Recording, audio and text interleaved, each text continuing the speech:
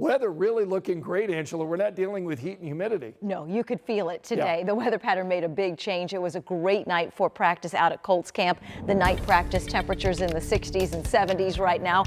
We have 68 degrees in Indianapolis, already down to 64 in Kokomo and Richmond, hanging on to 70 in Bloomington. These numbers anywhere from 8 to about 12 degrees cooler from this time yesterday. We're down 12 in Indianapolis, down 8 in Kokomo and Muncie, and 11 degrees cooler in Columbus. Dew points are dropping, so that muggy meter is dropping. We're going to continue to feel the weather pattern change. Very comfortable over the next several days. That will mean overnight temperatures comfortable as well. Forecasting 55 to about 60 early tomorrow morning. The rest of your Friday forecast sunny and mild. High temperatures tomorrow afternoon in the upper 70s. All right, looking like a great Friday. Thanks so much, Angela. Right now, Indiana State Police are stepping up their efforts to take guns and drugs off the streets through their criminal interdiction squad. Our Logan Gay joins us live from the newsroom tonight. So Logan, the numbers really tell the story, don't they? Yes, Scott, this squad was started almost 2 years ago, and it's comprised of 5 troopers, a K-9 and a supervisor. And in just the first 6 months of 2025, they've seized more than 100 pounds of drugs and nearly 200 guns. But that's just part of it. When people think of the Indiana State Police, the first things that come to mind may be traffic stops and highway patrols. But they are a full-service police agency. And when they saw a need to go after some of the bigger crimes, that's when they launched the Criminal Interdiction Squad. And what we find when we find those people is oftentimes those people lead us to others who aren't supposed to have guns. That's not all the crimes the leads have led to. ISP sent 13 news pictures of some of the drugs and guns they've taken off the streets. Sergeant John Bryan says in this year alone, so far this squad has confiscated 93 pounds of meth, more than 15 pounds of cocaine, 13 pounds of heroin and fentanyl, plus they've recovered 26 stolen cars and found 4 human trafficking victims. We can look at those statistics and easily recognize the difference they're making in our community. But what we can't quantify is the number of lives that have been saved from getting the drugs off the street and the illegal guns off the street. As they look towards the future, they consider new drugs coming out and advancements in technology. Sergeant Bryan says it's important for the squad and the agency to adapt. Things that were happening 10 years ago aren't happening today. Things that are happening today are things we've never seen or thought about, and we've got to stay on top of that. The squad works very closely with officers from other agencies, especially IMPD, but they say their most important partner is you. To make this city safer is we need help from the community. We need people to report things when they see things. We need people to give us information that may help us in these investigations. This squad works within all 7 counties of the ISP Indianapolis district. Sergeant Bryan is also urging other agencies to reach out to them for assistance from their squad if they have a drug problem in their own community and utilize assistance from them.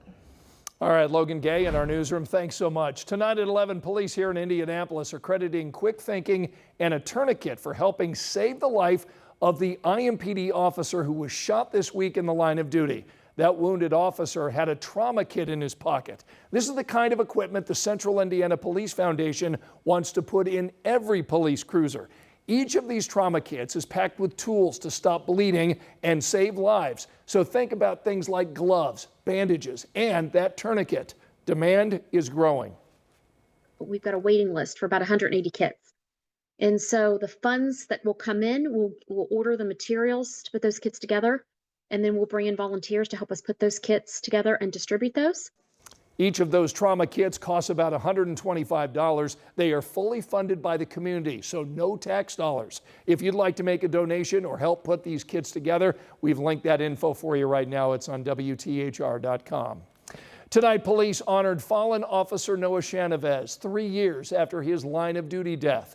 The Elwood officer died on this day back in 2022 when someone shot him during a traffic stop. His family and his law enforcement family came together at the Elks Lodge in Elwood. The officers who attended say it was about remembering Officer Chanovez and giving back to the community that he served. We shared some food, we shared lots of stories, lots of hugs, and then the coolest part was Noah's family has raised money to give backpacks to the local school filled with school supplies. And so we were given the opportunity to help pack those backpacks tonight at this gathering.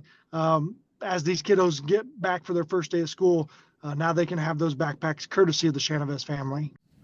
Carl Boards is charged with shooting and killing Officer Shanavez. Boards' trial is scheduled for January. Tonight, the Indiana Department of Correction is confirming to 13 News that Richard Allen was moved to an out-of-state prison for his own safety. Last fall, a jury found Allen guilty of killing Abby Williams and Libby German in Delphi. As we reported earlier this month, Allen was moved to a facility in Oklahoma.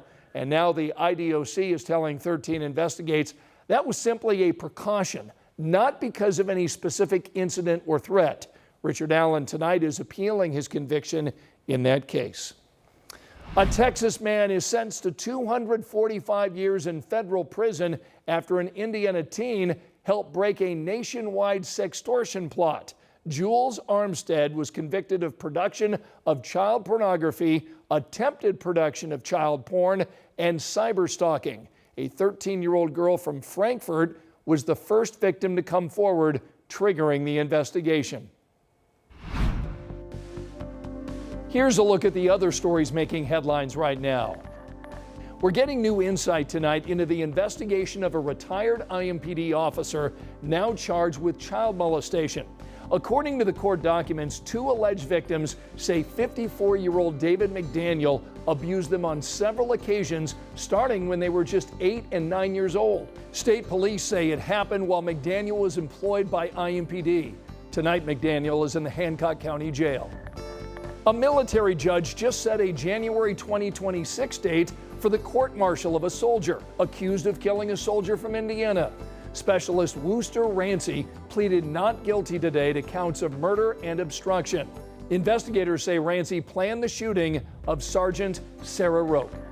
A dozen high-end cars stolen and then found in Indianapolis. Police say they came from all over the country. According to IMPD, officers got a tip from Massachusetts State Police. That led investigators to a lot near Keystone and Prospect on the east side of Indianapolis. We reached out to the business and we were told the owner was not available. Tonight, 5 people are recovering after a home explosion in southern Indiana. This happened around midnight in Jeffersonville. Right now, we're working to learn how the people are doing and what caused the explosion. Investigators say there is not a threat to the public. West Nile virus tonight detected in Floyd County, Indiana. Health officials in that area tonight are advising people to take precautions to avoid mosquito bites. They say crews discovered the virus during routine mosquito sampling. No human cases have been identified. Remember, you can find all of our latest local stories anytime on our 13 News app.